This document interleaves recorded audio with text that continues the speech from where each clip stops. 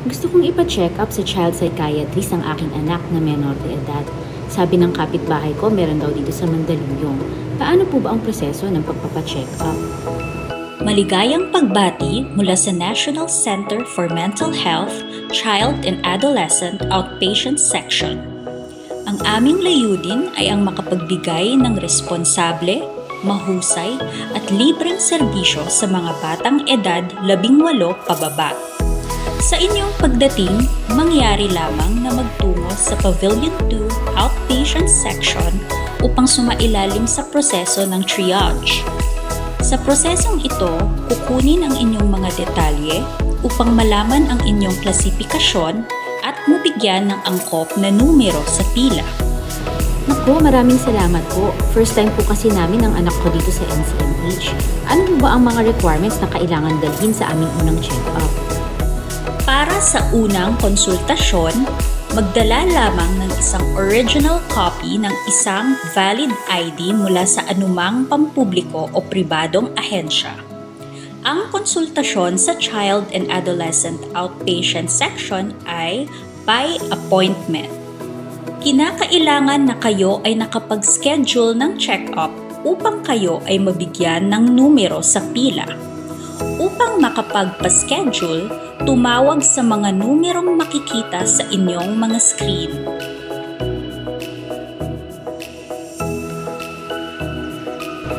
Importante po pala na tumawag muna upang magpa-schedule ng check-up. At tamang-tama po, dala ko ang mga ID namin ng aking anak. Ano po ang susunod na hakbang? Magtungo lamang po sa outpatient triage ng Pavilion 2 at doon bibigyan kayo ng 2 kopya ng number para sa pila. Pagkatapos makuha, magtungo sa window 3 at ibigay ang isang kopya ng number sa pila na natanggap ninyo. Pagkatapos, sagutan po ninyo ang sociological data form at kukuhanan ng picture ang kliyente para sa records. Nasagutan ko na po ang form galing sa window 3. Ano po ang susunod na hakbang? Pagkatapos sa window 3, pumunta lang po sa waiting area at hintayin na matawag ang inyong number. Pagkatawag ng inyong number, pumunta po kayo sa consultation area at kukuhanan ang kliyente ng vital signs bago check-upin. Pagkatapos ng eksaminasyon, bibigyan kayo ng doktor ng reseta o request para sa laboratorio at appointment slip ng follow-up consultation. Natingnan na po kami ng doktor. Nakuha na din po namin ang mga reseta galing sa doktor. Madali lang po pala ang proseso.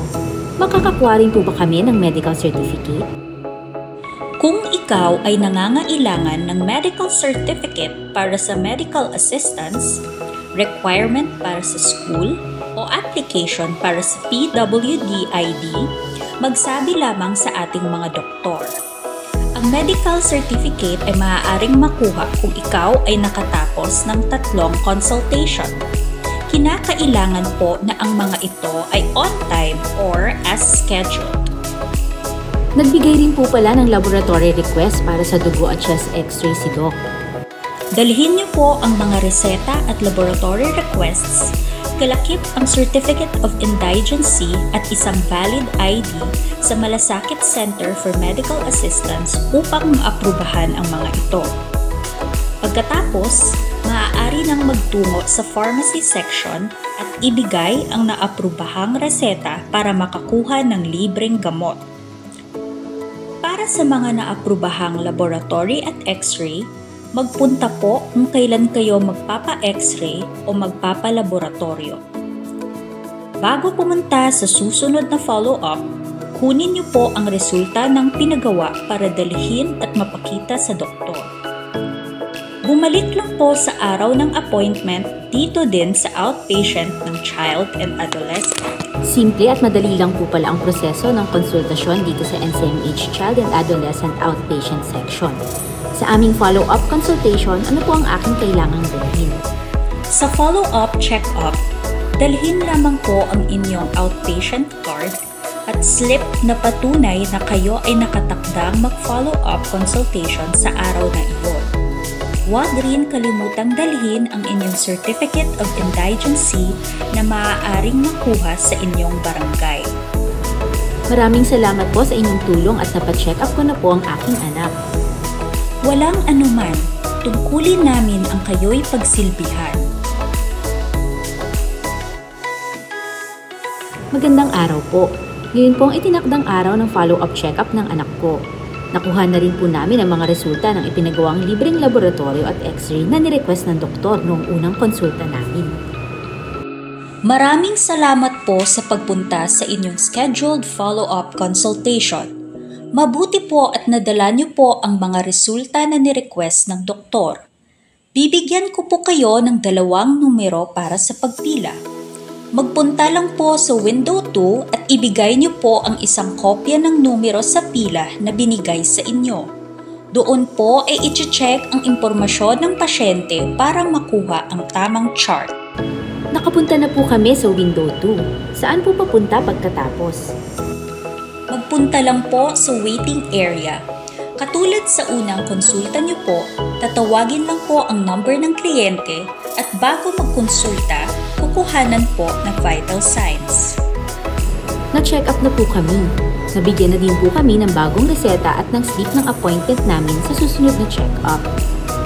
Magpunta lang po ulit sa Malasakit Center at ipresenta ang bagong reseta at Certificate of Indigency kung hindi nyo pa po naibigay sa unang pagpunta nyo po. Pagkatapos maaprubahan, magpunta na lang po sa pharmacy para makakuha ng libreng gamot. Salamat po sa pagtulong. Mabilis at klaro ang mga instructions sa proseso para sa unang konsulta at sa follow-up. Malaki po ang naitulong ninyo sa amin. Masaya kami na nakatulong kami sa inyo.